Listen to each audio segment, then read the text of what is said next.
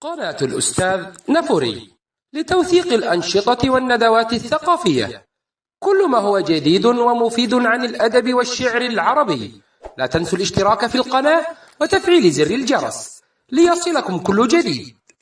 Elle peut être mise en geste, elle peut être mise en silence aussi, et finalement, d'être vivant juste en fait.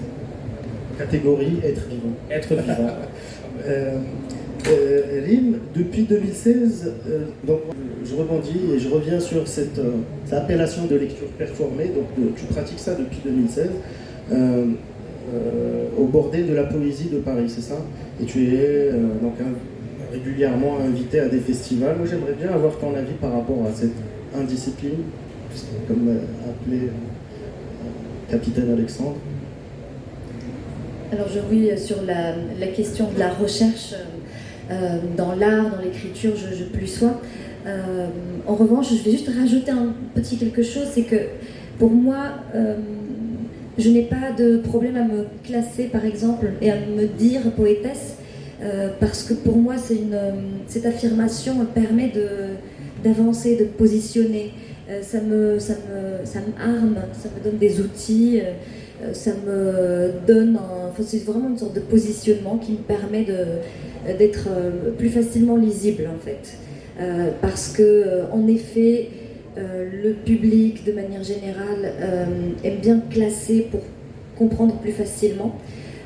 Et ça ne me dérange pas en fait, ça ne me dérange pas de rester lisible, compréhensible, parce que à partir du moment où on décide de partager ce qu'on fait, de ce qu'on écrit, je pense que c'est important aussi de prendre la question de la réception, de comment on est vu, comment on est compris ou pas, d'essayer de se situer pour se rendre accessible.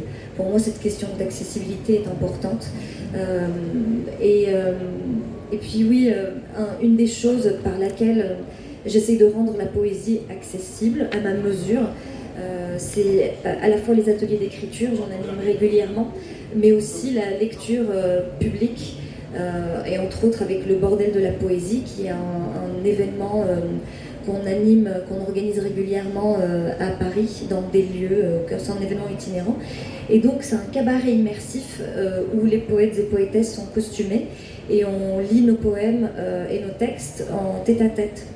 Donc les personnes du public peuvent venir nous voir, choisir la personne avec qui elles veulent avoir une lecture, moi ou Marc-Alexandre ou Raq, et on s'isole ensuite et on fait les lectures en tête-à-tête. Et c'est très particulier comme dispositif parce que ça désacralise la poésie, la figure du poète. On imagine les poètes et poétesses comme des êtres un peu aériens, très étranges, très mystérieux, et alors que là ils sont accessibles en fait, on peut les attraper et les avoir rien que pour nous pendant un temps.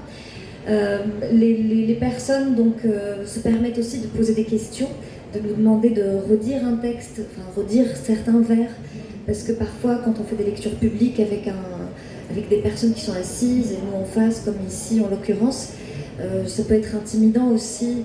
On est dans le public, parfois on n'a pas entendu, on n'a pas compris, etc. Alors qu'en tête-à-tête, les personnes se permettent de nous faire redire, relire, expliciter un propos. Et ça transforme une écriture aussi, parce que depuis que je performe au Bordel de la Poésie, je travaille justement la question de la lisibilité, la musicalité aussi du texte, parce que contrairement à l'autre par exemple, j'ai commencé, je destinais vraiment mes textes au livre, je ne m'imaginais même pas les dire, les déclamer en fait. Et puis le fait de les déclamer maintenant conditionne complètement ma façon d'écrire. Maintenant j'écris et ma première المشكل الاول اللي كيطرح عليا هو انه كي غادي تقرا هذاك كي غندير نقراه داك اللي غاد لا بيرسون اللي غادي تسمعني واش عجبها الحال ولا لا واش غنقنعها بطريقه او باخرى. Il faut toucher le cœur, pas l'oreille. Justement, en parlant de cette classification en poésie, islam, etc., Raq, tu as choisi donc de slammer en Derija. Moi, je sais qu'il y a beaucoup de gens pour qui ça passe pas, c'est encore inacceptable, c'est encore le stigmate, donc c'est la langue de la rue, et que c'est pas assez légitime. Donc il y a cette histoire de légitimité qui revient souvent que ce soit dans le rap ou dans de nouvelles formes artistiques. J'imagine que toi aussi, alors, tu dois subir ça. Pourquoi c'est très... Pourquoi déjà? Est-ce que tu fais face à ça à chaque jour, par exemple, tu donnes aussi des ateliers. Est-ce qu'il y a des problèmes, par exemple, à passer ce message justement aux nouvelles générations, à savoir peut-être des techniques d'écriture, etc. En déjà, bien sûr. En fait, déjà pour revenir à la première question que tu m'avais posée pour la classification, ce que je donnais comme réponse, c'était en fait des définitions techniques, mais pas des classifications de type de poète. C'était juste des définitions techniques. Pour répondre à ta question, pour moi, le dirigeant, c'est ma langue. Je ne me vois pas m'exprimer dans une autre langue. Moi, je parle l'anglais, je parle français, je parle l'arabe classique, mais ma langue, c'est le dirigeant. Et en fait, pour moi, l'écriture, c'était plus un besoin, c'était une thérapie au début. Et ce que je ne pouvais pas dire, moi j'ai commencé à l'âge de 20 ans, 19 ans, 20 ans. 19 ans, c'était le premier essai, et 20 ans, et c'était l'âge où je me suis perturbé en fait, psychiquement, au milieu de la société, au milieu de tout le monde. Et pour moi, c'était un besoin d'écrire plus qu'une envie ou je sais pas quoi. Et du coup, je ne me vois pas écrire autrement qu'en dirigeant. C'est vrai que pour l'exporter, si je veux dire ça, pour l'exporter ou pour que ça soit accessible à d'autres gens hors du Maroc, c'est un peu difficile. Déjà, en revenant à ça, quand j'avais participé à la Coupe du Monde, il m'avait demandé 6 poèmes. En fait, c'était 20 poètes de 20 pays différents. Et chaque poète, il a amené 6 poèmes. Et ces 6 poèmes, ils le traduisent en français et en anglais. Et ils s'affichent avec le poème, en déclamant le texte. Et il m'avait demandé de au moins traduire mes 6 poèmes, soit en français premièrement, soit en anglais, et eux, ils font la deuxième langue. Et moi, j'ai choisi de les traduire en français. C'était très, très, très, très difficile de traduire le dirigeant en français. Alors, tu traduis pas on a un autre poème, tu traduis le sens. Mais en fait, au dirigeant, ce qui est marrant chez nous, dans cette langue vivante, si on peut l'appeler comme ça, c'est que tu peux résumer un paragraphe en français en un mot, parfois. Et c'est difficile de retraduire ça en français parfois, mais c'était ça en fait. Pour les ateliers, moi j'anime toujours plusieurs ateliers. J'ai eu des participants qui écrivent en anglais, en français, en arabe, en darija. Mais moi en fait, je ne m'adresse pas précisément dans les ateliers d'écriture. Ce que je fais comme des ateliers, c'est des ateliers de performance. Parce que comme Rim disait tout à l'heure, c'est que le fait qu'ayant un texte, on va l'appeler comme ça un texte, si je me permets de l'appeler un texte, pour ne pas les briser, les poètes, en ayant un texte devant toi, le fait de le retransformer en performance, il y a toute la différence, quoi.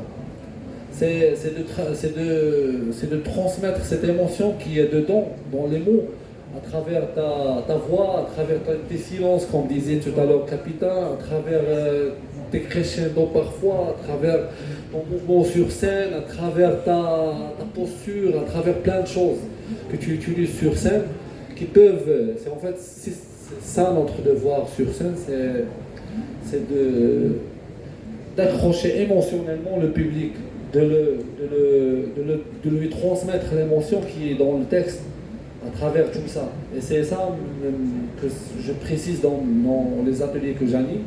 Je fais un peu d'aide dans la direction d'écriture, mais je suis jamais spécialisé dans les ateliers d'écriture parce que, en fait, moi, ma façon d'écrire, c'est un peu bizarre.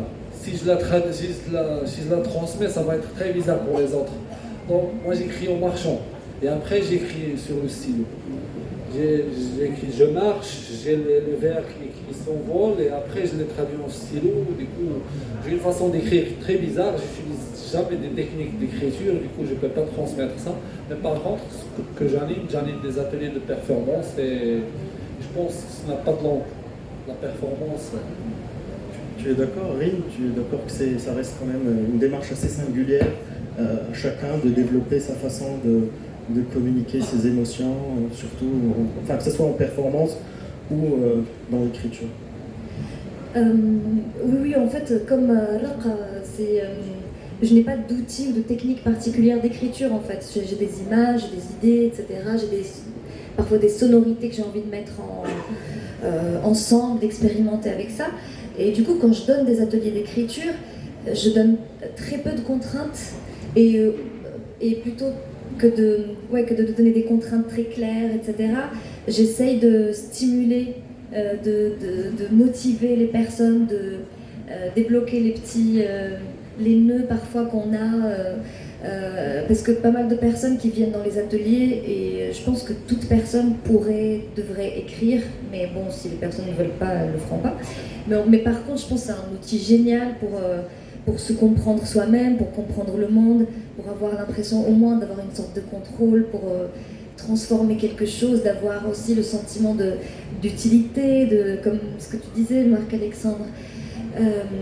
Et du coup, j'essaye surtout de donner envie, de dénouer des petites choses et de mettre en place un lieu très bienveillant dans lequel les personnes vont se dire « Ok, moi aussi je peux écrire ». Ok, moi j'ai envie de dire ça, mais en fait c'est nul, on ne peut pas dire ça dans un poème. Et je dis mais en fait non, au contraire, absolument tout dans la vie. كل شيء أي حاجة كتطرى لنا، أي حاجة كنعيشوها، أي حاجة كنحسوا بها ممكن نكتبوها في كتاب، ممكن نردوها قصة، ممكن نردوها قصيدة.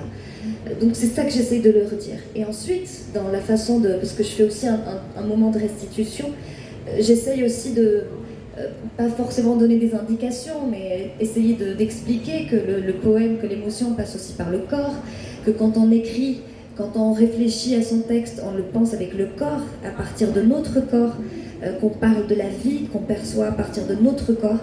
Et donc quand on veut transmettre notre texte, il faut penser au corps, il ne faut pas le laisser de côté. Voilà, je ne sais pas si ça répond à la question, mais... Capitaine, tu peux rebondir à ça?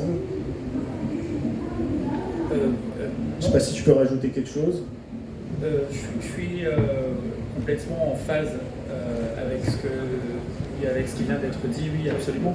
Un atelier d'écriture ou d'expression poétique, c'est surtout donner confiance à des participantes et des participants, c'est leur dire qu'on a toutes et tous un poème en nous. Et que ce poème peut être porté dans la voix et qu'on a toutes et tous le droit et peut-être même le devoir de partager sa parole, de prendre la parole, parce que prendre la parole c'est faire acte de présence au monde. Et comme disait Rim, écrire, même si on n'a pas les rêves de devenir artiste, écrivain, écrire c'est prendre de ses nouvelles et s'en donner. Juste pour ça, c'est quelque chose qui peut être bien. J'ai une question par rapport peut-être à vous tous.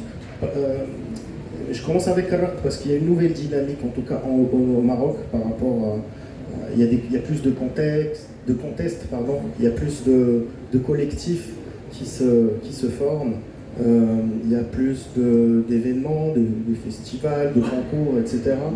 Là, j'ai appris 4 collectifs nouveaux, les G38, Saint-Maroc, etc. Tu penses que c'est un besoin justement de vulgariser, d'être plus proche du spectateur, de sortir justement de la publication du livre et de performer, ou c'est une évolution naturelle justement des écrivains? En fait,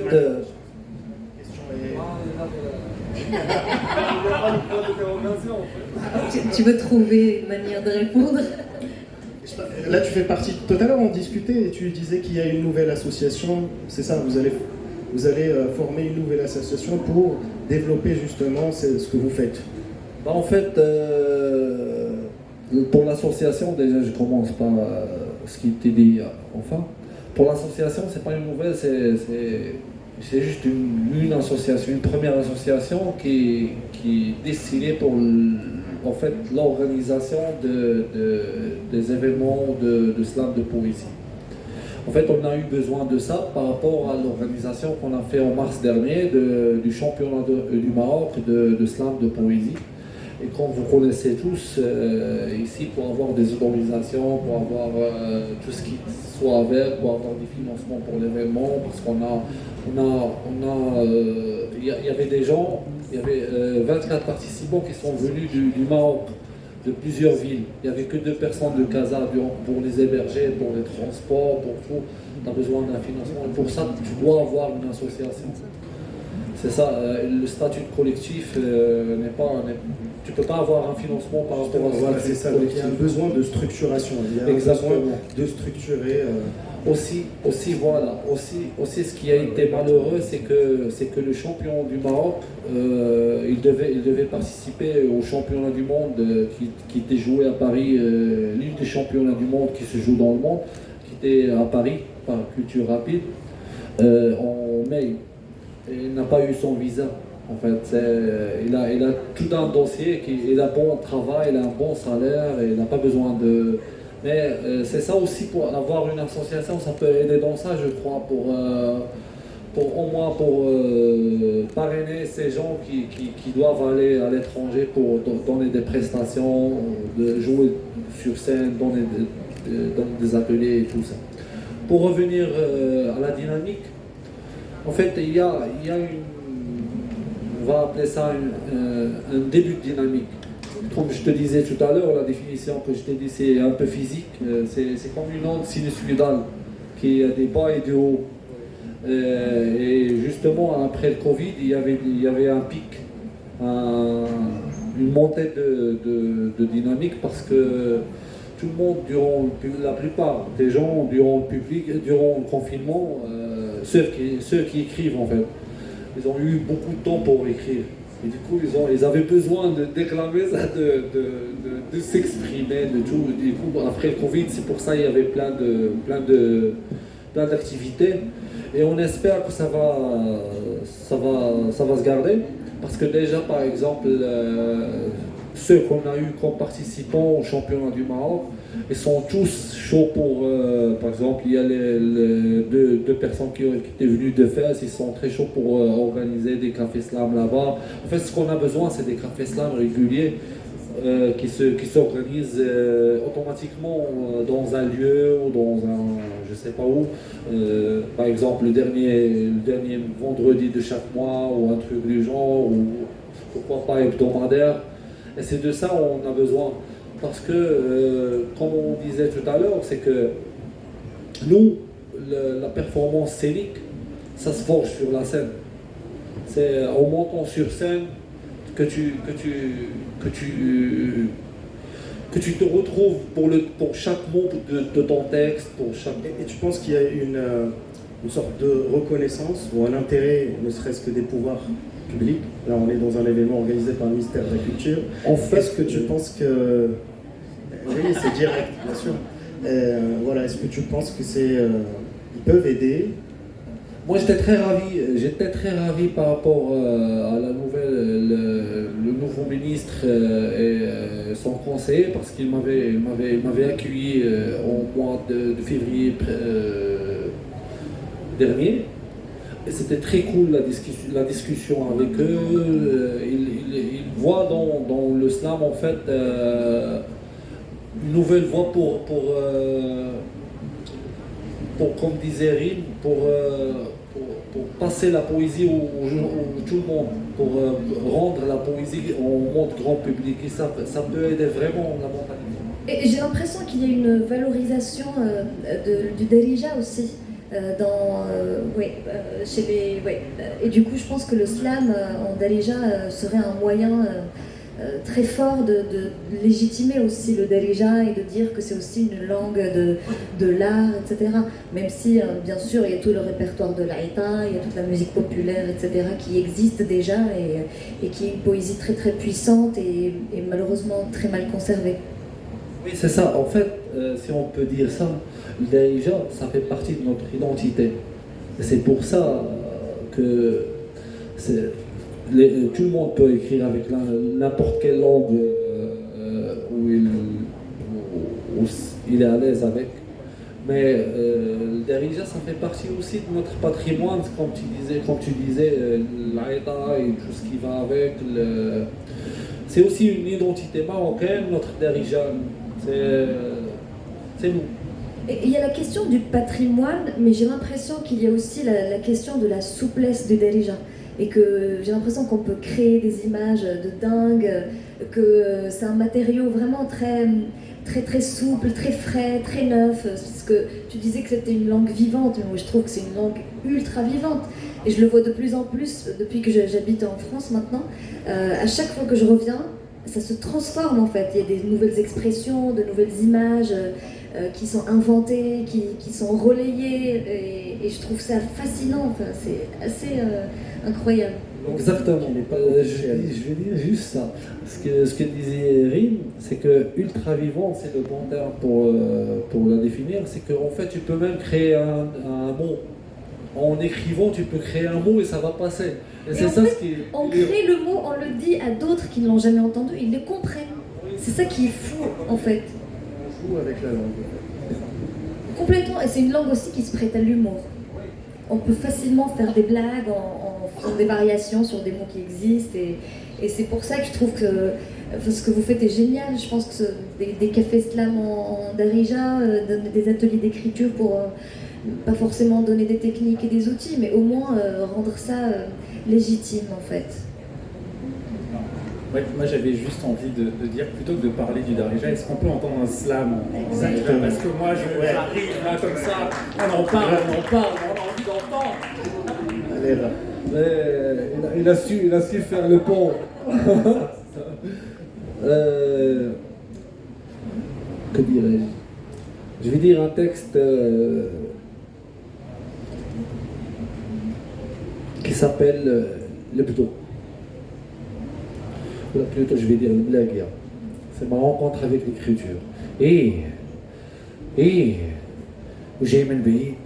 جاي من بعيد كنبان لهم ميراج جاي ومشغوري بالاعجاج جاي وكنتلاوح بين الحيطان جاي وسابقني الزمان في طريقي حضنت غير ورقيه وسمعت خطاوه على القدام نيتي فين كتب وتسمع كلامي وحالي تنزيد قدام حصله في عيني ونبغي ما يورا نكون حاصل لوحدي في ظلام هاد الكون جاي وسكوتي طال نهاري قصار وليلي طوال نشوف وراي قامون باصي طبال نشوف حدايا الغيم بحال الكلاب في بالي حلام تشتات في يدي ستيل ورقة تشرقات واش هذا انا ولا في راسي كنشوف حتى اللي قدامي قتلاتو الوحدة بالخوف واش هذا كلامي خارج عندي من الجوف ولا سمعتو كيتقال وبقيتو بلا ما نشوف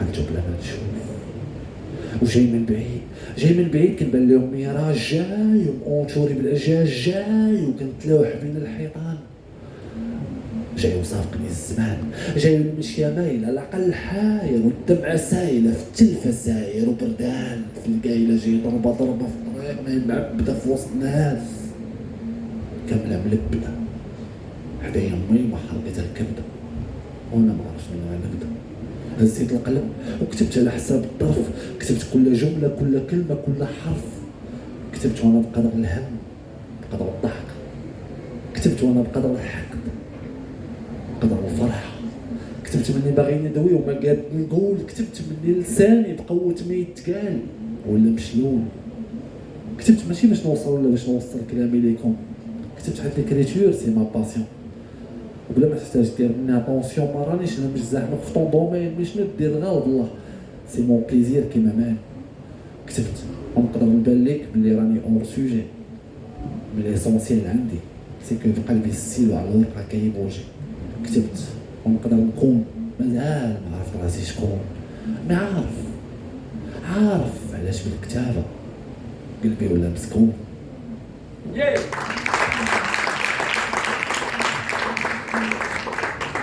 Voilà. On peut enchaîner avec Capitaine. Voilà, c'est ça, exactement, avec Capitaine.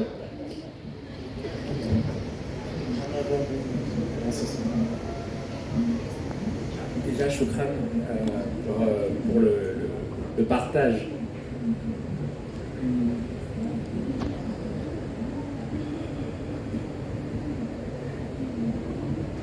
Il y a tant de rêves échoués sur la grève. Il y a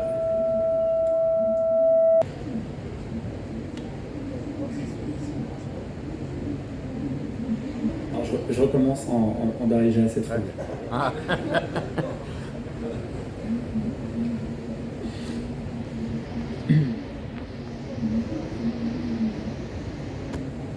Poète tambour, j'abrite et j'habite la résonance du monde, ma plume transporte l'écho humain, les mots de l'âme, les mots de l'homme, l'écume des jours, l'éclat des nuits, derrière l'écran, accro à cran, j'écris avec le cœur écrin d'amour toujours. J'écris de la poésie comme d'autres plantent des arbres. J'écris de la poésie comme d'autres tentent l'impossible. J'écris de la poésie comme d'autres chantent les possibles. J'écris de la poésie comme d'autres vivent. J'écris de la poésie. J'écris de la poésie. Il y a tant de rêves échoués sur la grève.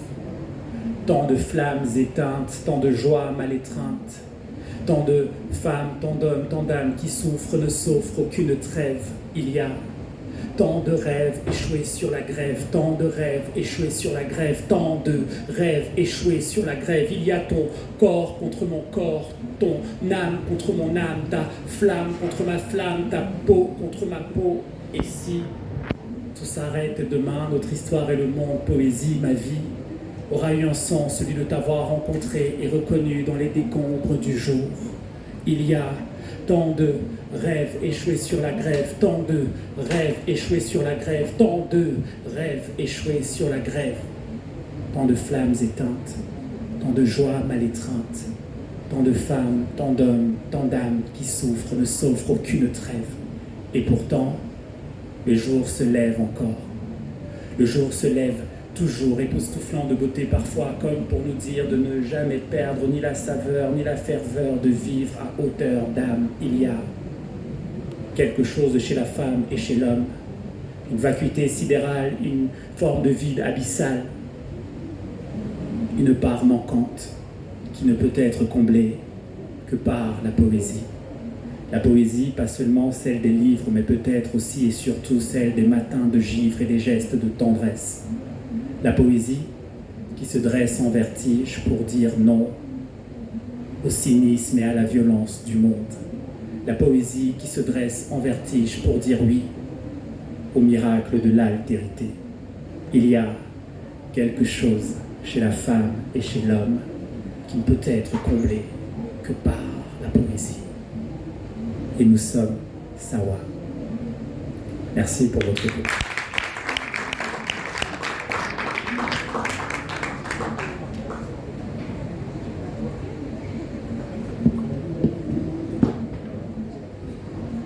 Merci beaucoup. Rim, si tu peux, s'il te plaît. Si tu veux.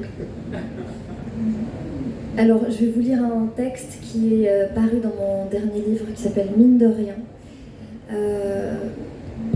qui s'appelle Halal.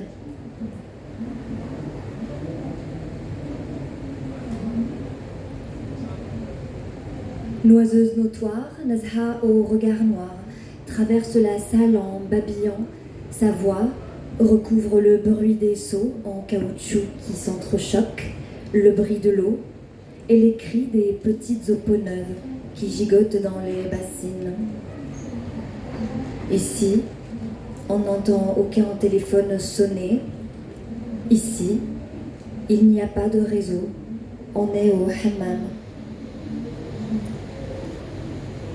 Des mémés claudiquant comme des crabes, traînant leur corps ankylosé par les ans, succèdent à des Vénus rasées à blanc, aux fesses immenses écrasées sur le sol. Une madone au dos exsangue, dans la bleue lumière d'une vitre teinte, me guigne lorsque, molle, allongée sur le ventre, je regarde une femme enceinte. Elle, qui ne peut pas faire comme moi, semble pourtant triomphante de son enfant prochain. J'imagine que ce doit être un mâle. Je tends la main et touche ma toison. Combien de femmes ont-elles avant moi rêvé sur ce marbre écru et chaud de sucer ici même un sexe aimé, d'ouvrir le leur à deux mains et dire « Eat me, I'm halal ». Leurs peaux mortes qui voyagent vers le caniveau et s'y confondent, ont-elles reçu tous ces baisers dont je me vante tant, ont-elles été aimées comme mes lambeaux et tous mes recoins? Jusqu'à ce que le cœur batte dans le sexe, jusqu'à ce que le sexe devienne le centre de tout, écrin de l'âme, si cela veut dire quelque chose à quelqu'un. La dame qui m'exfolie les fesses avec un gant de crin m'explique las qu'elle ne rêve qu'à raccrocher ce dernier, me dit son bonheur de ne pas être à sa place, me dit son bonheur d'être dite vieille fille. Ses yeux brillent avec lenteur et sa chair. Merci.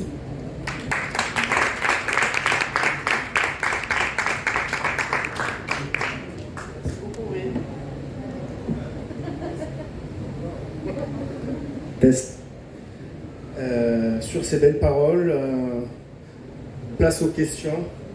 Je pense que notre ami Rak, il a un train à prendre. Malheureusement, il ne vit pas du slam. On voulait parler aussi de cette rémunération, de cette industrie. Il va à Chefchaouen parce qu'il est preneur de son. Et voilà. Il faut, pour faire sa passion, il faut vivre, il faut trouver autre chose, un gain de pain. Pour s'exprimer, il faut vivre. Et voilà, si vous avez des questions, donc n'hésitez pas. Et puis il y a aussi Capitaine Alexandre qui doit préparer son concert. Il doit y avoir des balances ou des trucs comme ça au Café La Seine. Voilà. Ouais, je vais vous dire, ce fut vraiment un grand plaisir, déjà. Espérons se retrouver dans une scène à partager d'autres plein de textes. Championnat du monde slam. En fait, c'est plus de l'amical qui est bien. Là où il n'y a pas de compétition, c'est là où on se retrouve mieux. Ouais. Voilà, merci à vous d'être là.